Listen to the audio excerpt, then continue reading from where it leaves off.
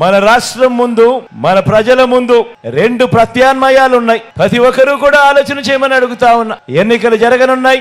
రాష్ట్రంలో ఉన్న ప్రతి ఒక్కరికి రెండు ప్రత్యామ్నాయాలు ఉన్నాయి. విశ్వసనీయత ఒకవైపు, మోసం మరోవైపున ఉన్నాయి. నిజం ఒకవైపున, అబద్ధం మరోవైపున ఉన్నాయి. ప్రగతి, ఇంటింటి ప్రగతి ఒకవైపున, తిరోగమనం మరోవైపున, ఇంటింటి అభివృద్ధి ఒకవైపున, అసూయ మరోవైపున, మంచి ఓ వైపున, చెడు మరోవైపున, వెలుగు ఓ వైపున, చీకటి మరోవైపున, ధర్మం ఓ వైపున, అధర్మం మరోవైపున.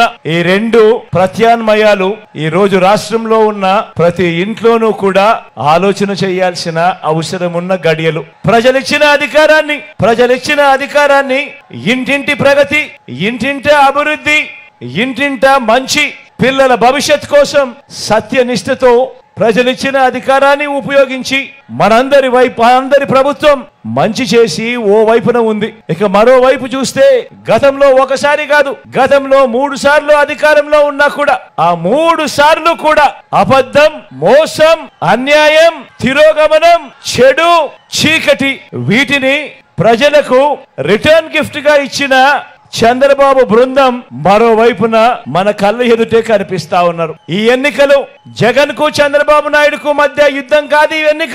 ఈ ఎన్నికలు ఒక హాబిచువల్ అఫెండర్ అంటే ప్రజలను మోసం చేయటమే అలవాటుగా పెట్టుకున్న ఓ చంద్రబాబుకు ప్రజలకు మధ్య ఈ రోజు యుద్ధం జరుగుతా ఉంది.